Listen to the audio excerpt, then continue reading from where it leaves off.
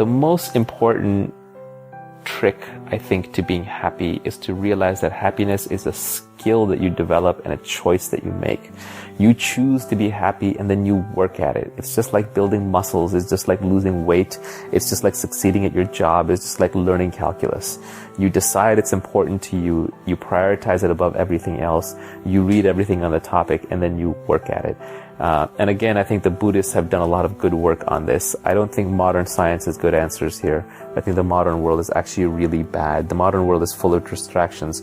Things like Twitter and Facebook are not making you happy. They're actually making you unhappy. You're essentially playing a game that's created by the creators of those systems. And yes, it can be a useful game once in a blue moon, but most of the time you're just wasting your time. You're engaging in envy, dispute, and resentment, comparison, jealousy, anger about things that frankly just don't matter. Today, I believe that happiness is, it's really a default state. It's what's there when you remove the sense that something is missing in your life. And we are highly judgmental survival and replication machines. We're constantly walking around thinking, I need this, I need that, trapped in a web of desires. And happiness is that state when nothing is missing. And when nothing is missing, your mind shuts down and your mind stops running into the future or running into the past to regret something or to plan something. And then in that absence for a moment, you have internal silence. And when you have internal silence, then you are content and you're happy.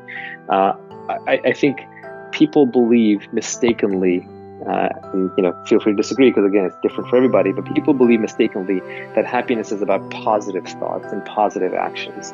But the more I've read, the more I've learned, the more I've experienced, because I verify this for myself, every positive thought essentially holds within a negative thought. It's a contrast to something negative.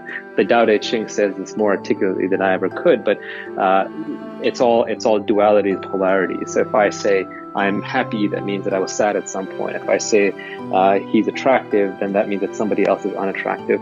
So every positive thought even has a seed of a negative thought within it, and vice versa, which is why a lot of greatness in life comes out of suffering. You have to view the negative before you can aspire to and then appreciate the positive. So all that said, long-winded, to me, happiness is not about positive thoughts. It's not about negative thoughts.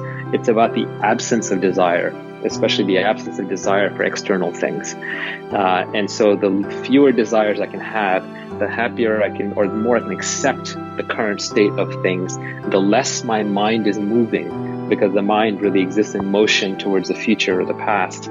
The more present I am, the happier and more content I will be. But if I latch onto that, if I say, ooh, I'm happy now and I want to stay happy, then I'm going to drop out of that happiness, because now suddenly the mind is moving, it's trying to attach to something, it's trying to create a permanent situation out of a temporary situation. So happiness to me is mainly not suffering, not desiring, not thinking too much about the future or the past, really embracing the present moment and the reality of what is the way it is.